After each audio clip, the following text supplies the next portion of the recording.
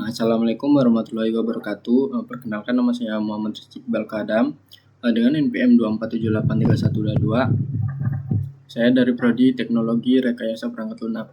Nah, jadi saya di sini akan melakukan sedikit vlog, yaitu mengenai mata kuliah pemrograman basis data, yaitu dengan materi trigger. Nah, jadi kita langsung saja ke pembuatan. Saya sedikit membuatkan codingannya.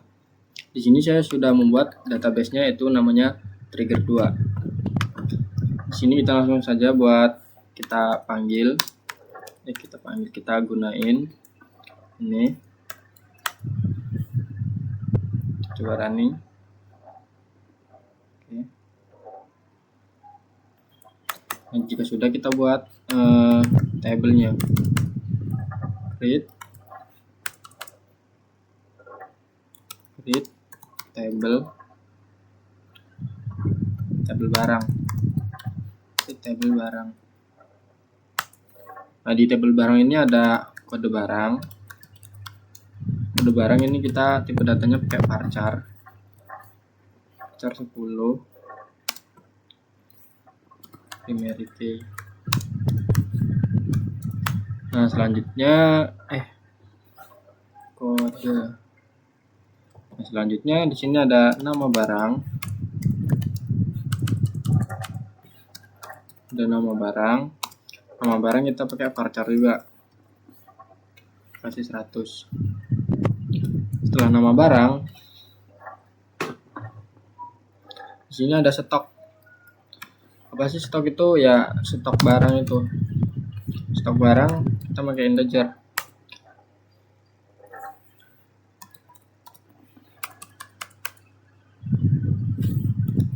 Harga satuan. Di sini ada harga satuannya barang. Kita pakai tipe data desimal 10. Nah, jika sudah, kita tutup. Kita coba running. Oke, sukses. Nah, yang kedua kita buat table lagi. Ini kita buat table, yaitu namanya penjualan. Setelah itu, di dalam penjualan ini ada ID penjualan. ID penjualan kita pakai integer. Oke. Terus ada tanggal jual.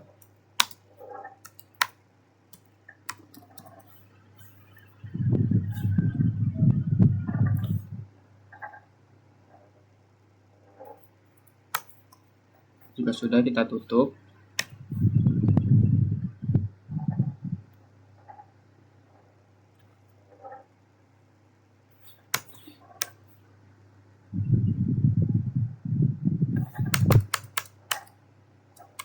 Bentar.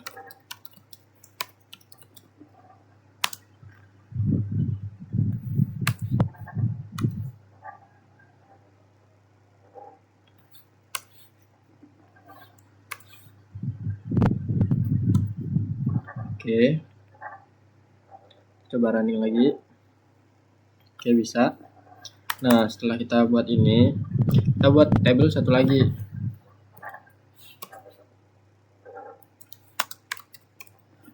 Buat table ini terserah ya, sesuai kebutuhannya, mau buat table apa aja, bisa banyak juga.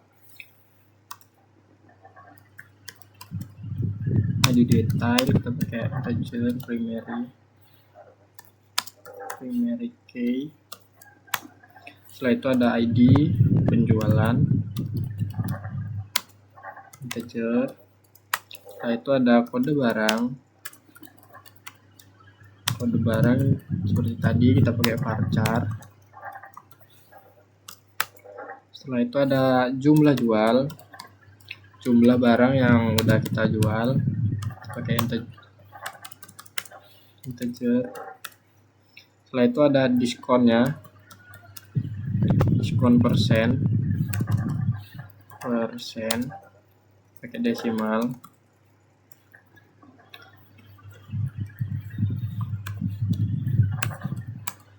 setelah itu ada harga total,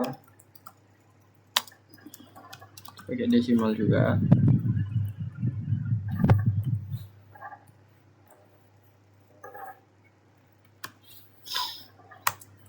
Ini sudah,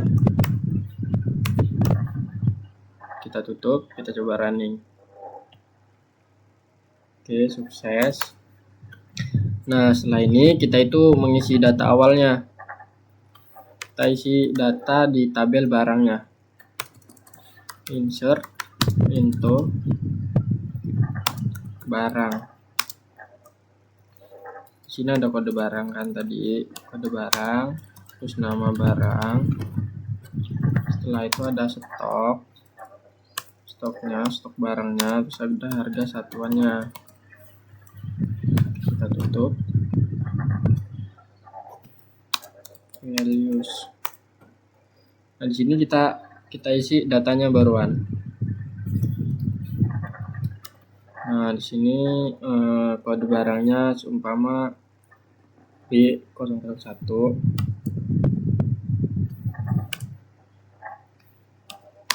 Lalu ada lagi nama barang keyboard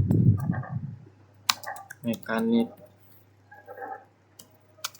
Selanjutnya stoknya ada 50.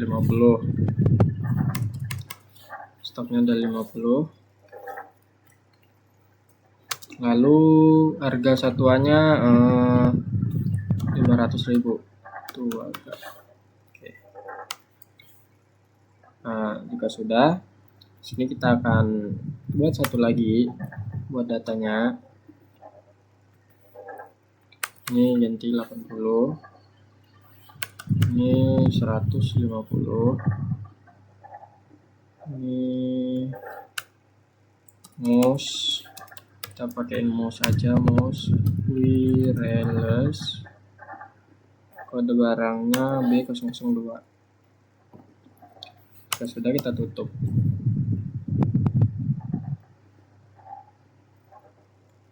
Coba running. Oke, bisa. Sini kita isi lagi, insert into buat penjualannya. Ada di penjualan. Setelah di penjualan ada tanggal jual, values. Nah, sini kita isi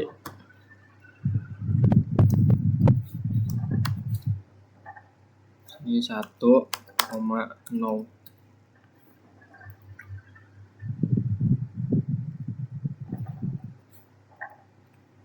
Oke, kita tutup.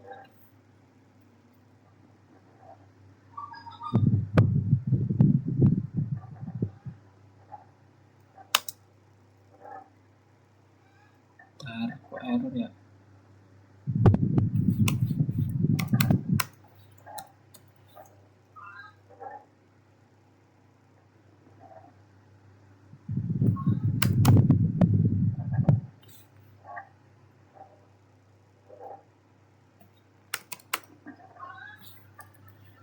No.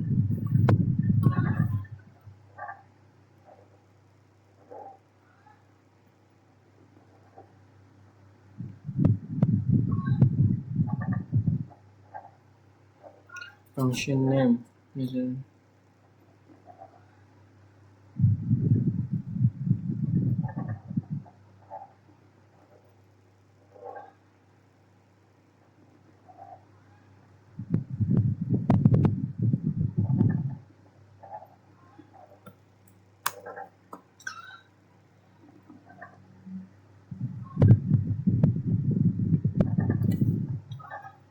ID penjualan, tanggal jual, values.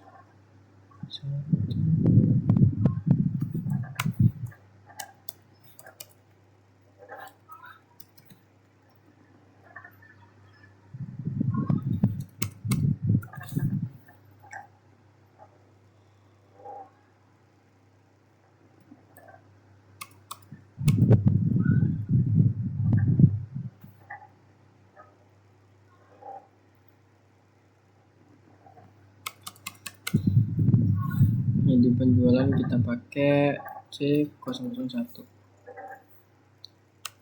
Coba tanggal jual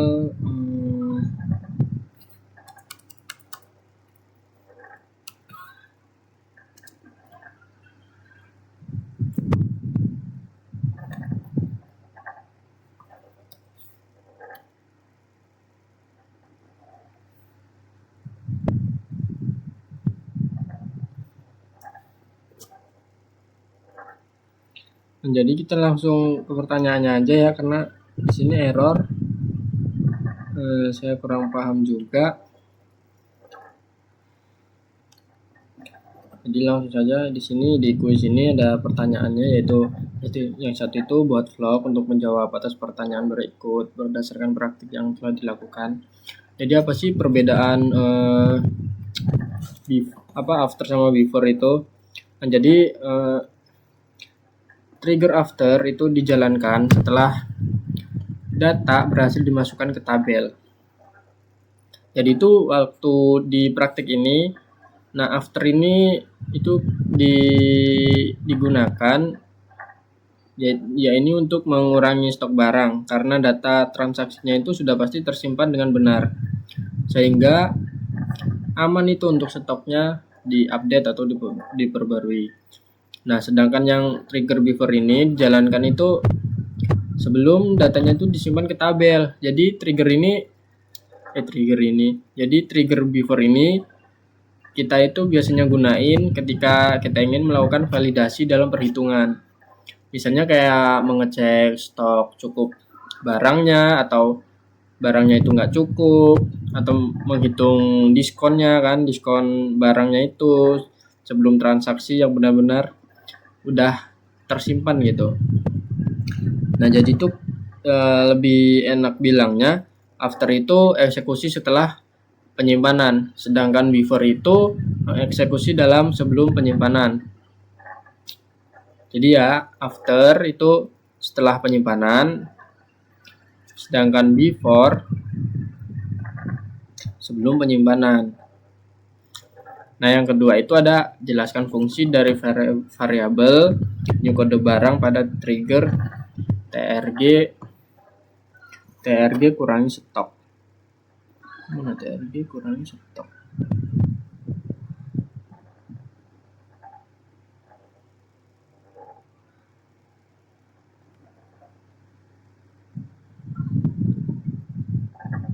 Nah, ini TRG kurangi stok. Nah, TRG kurangi stok. Nah, ini tuh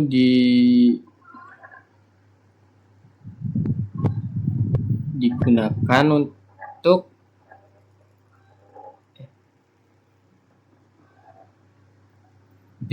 untuk mengambil nilai kolom kode barang dari baris yang sedang diinsert ke tabel detail penjualan.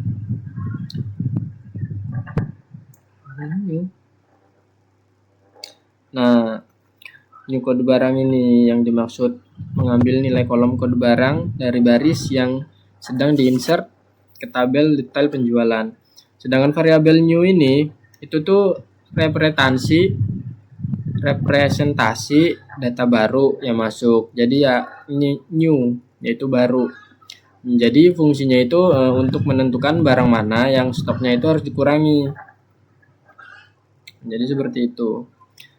Nah, bagaimana yang ketiga itu, bagaimana sih cara trigger hitung diskon, validasi stok, membatalkan operasi insert jika validasi stok gagal.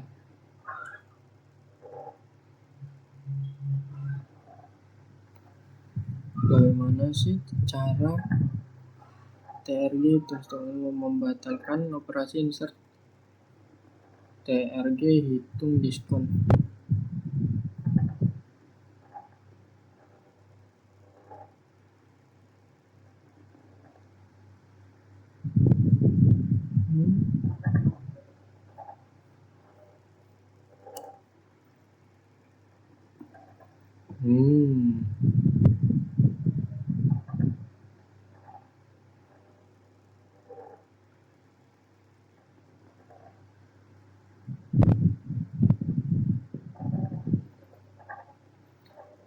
Bagaimana cara trigger membatalkan operasi insert jika validasi stok gagal?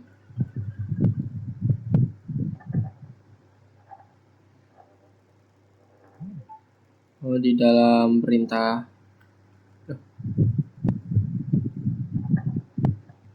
mana sih tadi? Signal SQL state. Ini tuh dia akan menghentikan proses insert kan. Jadi dia itu akan mengeluarkan pesan error nih, jumlah jual melebihi stok yang tersedia. Yaitu dia akan membatalkan secara otomatis. Nah, jadi jika jumlah jual stok barangnya ini, maka operasi insert itu digagalkan sebelum data masuk ke table. Gimana yang bilangnya ya? Saya kurang paham juga, jadi langsung kayak gampat aja. Nah, apa yang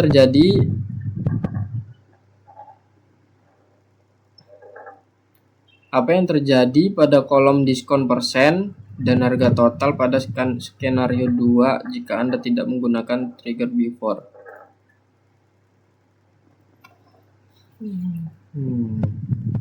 Skenario 2 jika tidak menggunakan trigger before. Mungkin jika trigger before-nya tidak digunakan, maka itu diskon persennya yang kedua kan yang ini.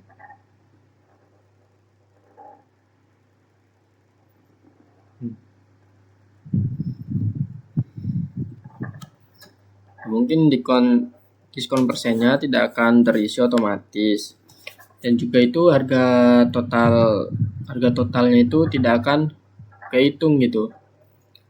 Nah, di dalam data di tabel penjualan bisa menjadi tidak akurat